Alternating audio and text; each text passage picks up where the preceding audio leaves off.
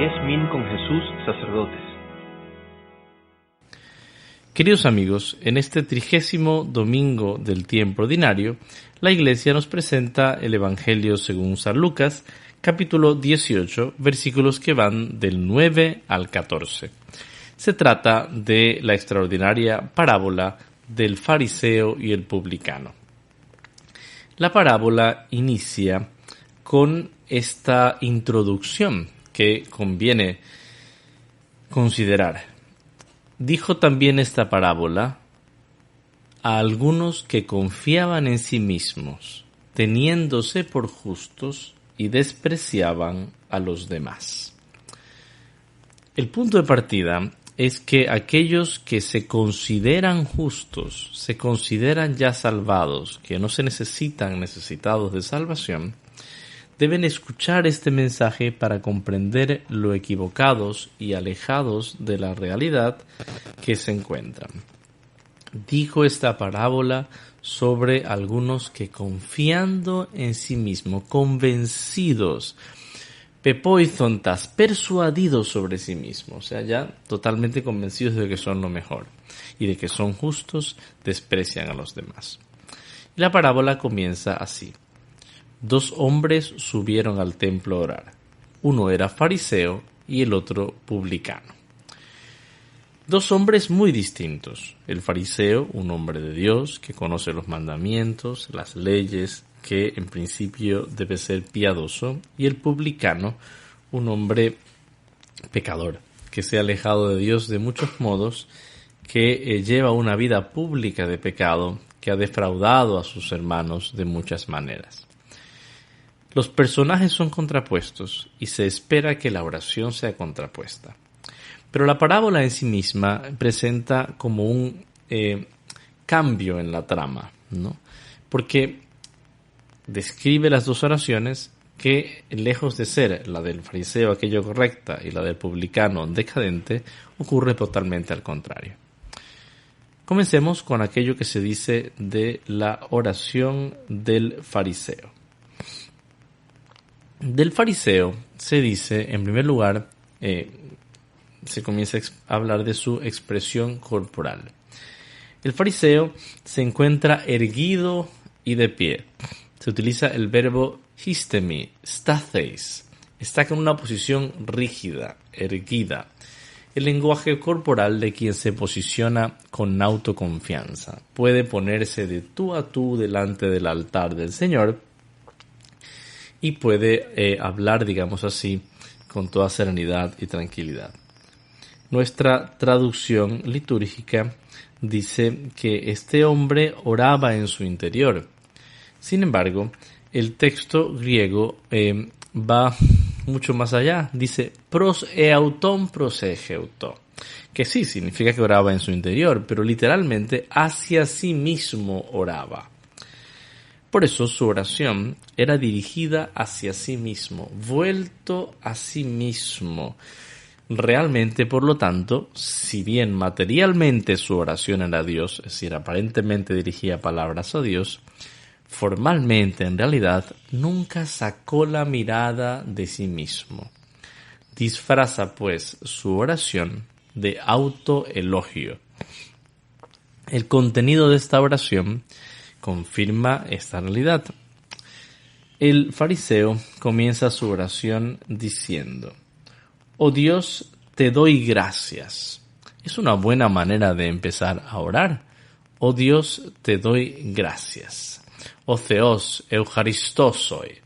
Te doy gracias. Efectivamente, un componente fundamental de nuestra oración, como lo veíamos ya el domingo anterior, es el de la oración. Dios mío, te doy gracias. ¿Pero por qué le agradece? Ahí está el problema. Porque yo no soy como el resto de los hombres. Oiloi poi, el resto. Aquellos otros. Entonces clasifica su visión de la realidad entre él y unas pocas personas que tal vez considera como él y el resto. Él es de los buenos, el resto es de los malos. Entonces te agradezco porque yo no soy como ese resto. Y comienza a dar una lista de pecados de ese resto. del resto de los hombres, que son ladrones, injustos, adúlteros. Finalmente, en lugar de ver la belleza de Dios en su oración, que es lo propio de la oración, ¿no? Poder ver la belleza de Dios contrastada con mi propia miseria. Sin embargo, este hombre con su radar ha detectado ahí mismo a un publicano frente al cual sentirse superior. Entonces, es interesante porque en su agradecimiento agradece también porque no soy como ese publicano. Es decir, en vez de orar poniéndose humildemente ante el Señor para pedirle su redención, ora, entre comillas, alejándose de Dios, sintiéndose superior al otro, mostrándole a Dios su superioridad. A continuación, continúa su oración.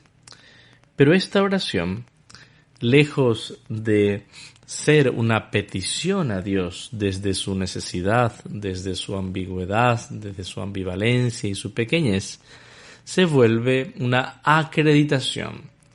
No le suplica a Dios sintiéndose necesitado, sino que le presenta sus credenciales de justicia a Dios. Y le dice: ayuno 2 veces por semana, algo que se pedía una vez al año. Doy el diezmo de todo, cuando en realidad se pedía el diezmo solamente de los productos más importantes. Y aquí hay un detalle interesante. Lo que dice el fariseo, con toda probabilidad, es verdad. Es decir, realmente él es un hombre que no hace daño a los demás, aparentemente, y que hace estas cosas, o sea, vive sus preceptos religiosos llevados a un extremo o a un grado superlativo aún mayor de aquello que normalmente se pediría. Ayuna, da el diezmo, o sea, es un cristiano, en este caso un judío, más allá del promedio.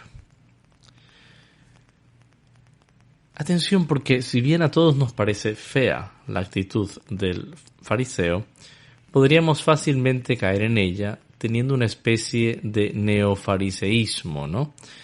Muy común en nuestro tiempo. Basta solamente pensar en cuántas veces hemos escuchado: a ver, yo no he matado a nadie, no he robado a nadie, no he hecho daño a nadie, yo estoy muy bien, muy tranquilo. El Papa Francisco, con mucho acierto, dice que este hombre entonces, más que orar, se elogia a sí mismo y por lo tanto cae en lo que el Santo Padre llama la religión del yo. Es una religión del yo, de la autoexaltación, de la autocomplacencia. Olvida a Dios y no solo, olvida al prójimo, ante quien, continúa el Papa, levanta un muro y considera a alguien con quien compararse y no a quien amar. Es interesante, el otro para mí, desde mi posición cristiana, ¿quién es? ¿Alguien a quien amar y servir o alguien con quien compararme? Por otra parte, nos encontramos con el publicano. El publicano materialmente se encuentra en el otro extremo del templo, en la parte de atrás. Parte desde su pecado. Él sabe que ha pecado, sabe que no tiene excusa por haber pecado, no se justifica dando las razones por las que pecó. Sabe que ha decidido hacer mal. Y finalmente es plenamente consciente de que no puede perdonarse ni salvarse a sí mismo, de que necesita ayuda. Por eso se arrepiente. Es interesante porque al igual que el publicano, este arrepentimiento inicia por la expresión corporal. Macrocen estos, estando a lo lejos, no se atreve a acercarse. Sabe que su pecado lo ha alejado de Dios y se siente lejano. Uc Ethelen, ude tus oftalmus eparae eiston iunanon. No quería ni siquiera levantar sus ojos al cielo. No quiere levantar sus ojos al cielo porque se siente indigno de dirigir su mirada hacia la morada divina. Etiupten tos cethos autu legon, y golpeaba su pecho. Entonces, ya la la expresión corporal de este publicano es oración. Se queda lejos, se hace una bolita, la que expresa su necesidad de Dios, se golpea el pecho rogando al Señor que lo escuche. Y entonces dice, es decir, solo ahora, después de haber manifestado su arrepentimiento con todos estos medios externos, habla. Y su oración sencillísima, «O Theos, Dios, y las Thetimoi, to amártolo». Señor, y las Theti, Dios, y las Theti, haz misericordia conmigo. Ten misericordia de mí, porque soy pecador. El verbo usado aquí es el verbo ilaskomai. Sé misericordioso conmigo. Utiliza el imperativo que aquí cumple función de ruego, ¿no? Cuando le decimos al Señor, escúchame, Señor, ¿no? Atiéndeme, Señor. Es un imperativo que podríamos decir rogativo, ¿no? Perdóname, Señor. Ten misericordia conmigo, porque soy un pecador. A diferencia del fariseo, el publicano sí pide, ruega, se siente necesitado, sabe que sin Dios no puede cambiar de vida. El Papa Francisco nos recuerda, sabe que a pesar de tener dinero es pobre. Pobreza de vida, dice el Papa, porque en el pecado nunca se vive bien. Rezar, dice el Papa, es dejar que Dios nos mire por dentro. Es Dios que me mira cuando rezo, sin fingimientos, sin excusas, sin justificaciones. Muchas veces nos hacen reír los arrepentimientos llenos de justificaciones. Más que un arrepentimiento, parece una autocanonización. ¿Cuántas veces nos toca, incluso en el Ministerio de la Confesión, pues escuchar esta especie de autocanonización, autojustificación, en lugar de arrepentimiento?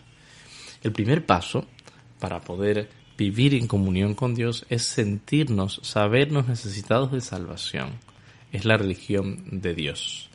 En estos días leía lo que este gran pequeño beato, ¿no? Carlo Acutis, escogió como lema, con el que quiso incluso participar, como un lema para proponer a los cristianos. Sencillísimo, ¿no? Non io ma Dio. No yo, Dios. Non io ma Dio. No yo, Dios. Este es el resumen de la actitud cristiana. Este es el resumen de lo que realmente vive el publicano. No yo, Dios. La conclusión de la parábola es la siguiente. El publicano bajó justificado y el fariseo no. ¿Por qué? Porque todo el que se ensalza será humillado y el que se humilla será enaltecido. Otipas iupson, el que se levanta, el que se propone en alto.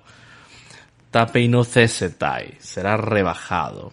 Pero el que tapeinone auton, el que se humilla a sí mismo, será levantado. Es imposible no recordar el precioso himno cristológico de Colosenses 2 del 6 al 11. Cristo se anonadó, ekenosen, auton, se hizo nada, se rebajó, y por eso Dios lo exaltó, lo superexaltó. Por lo tanto, la actitud correcta del cristiano es la de buscar hacerme pequeño ante Dios y ante el prójimo.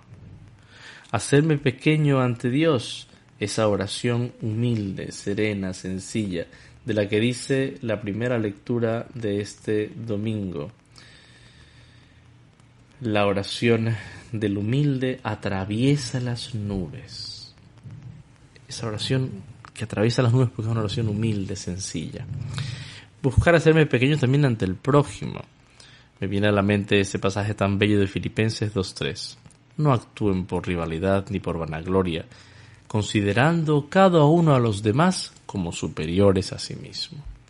Si yo me considero pequeño, necesitado, pues considero al otro como superior. Entonces le sirvo con alegría, lo trato con amor.